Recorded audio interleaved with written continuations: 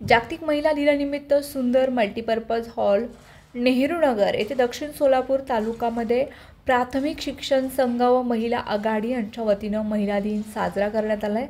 दक्षिण सोलापूर या ठिकाणी शिक्षक संघाचं कार्य हे कौतुकास्पद आहे असं उद्गार उपजिल्हाधिकारी अंजली मरोड यांनी काढले। सालाबादप्रमाणे दक्षिण सोलापूर या ठिकाणी शिक्षक संघ व महिला आघाडी यांच्या वतीनं जागतिक महिला दिनानिमित्त महिलांच्या विविध स्पर्धा जसे की गाणी गोष्टी, भेंडा, संगीत खुर्ची, लकी ड्रॉमध्ये विशेष सोन्याची नथ आदी विविध कार्यक्रम घेण्यात आले। यावर्षी नव्यानंच दक्षिण सोलापूर तालुक्यामध्ये कार्यरत असणाऱ्या महिला भगिनीमधून राजमाता जिजाऊ पुरस्कार देऊन तालुक्यामधील प्रत्येक केंद्रातून एक अशा एकूण 16 महिला भगिनींचा राजमाता जिजाऊ पुरस्कार देऊन सन्मानित करण्यात आले।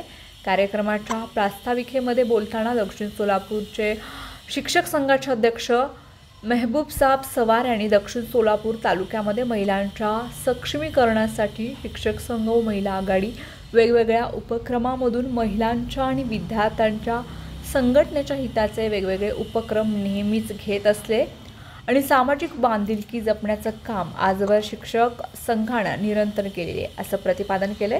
त्यानंतर शिक्षक संघाचे ज्येष्ठ नेते तथा जिल्हाध्यक्ष वीरभद्र यादवाड यांनीही संघटनेचा इतिहास हा प्रेरणादायी असून समाजामध्ये संघटनेला एक मानाचं स्थान असल्याचं सांगितलंय। शिवानंद भरले यांनीही दक्षिण शिक्षक संघ व महिला आघाडी यांचं कार्य अतिशय उल्लेखनीय असल्याबाबत प्रतिपादन केले। शेवटी आपल्या अध्यक्षीय भाषणात बोलताना अध्यक्ष बाळासाहेब काळे यांनी स्त्री ही आजच्या युगातील मार्गदर्शक असून तिला विविध भूमिका समाजामध्ये कुटुंबामध्ये पार पाडाव्या लागतात, त्यामुळे त्यांचं आयुष्य हे फार कसरतीचं आयुष्य असल्याचं प्रतिपादन करून स्त्रीविषयक गौरव उद्गार काढले। यावेळी मान्यवरांच्या हस्ते विविध खेळांमध्ये क्रमांक मिळवलेल्या भगिनींचं बक्षीस देऊन सन्मान करण्यात आला।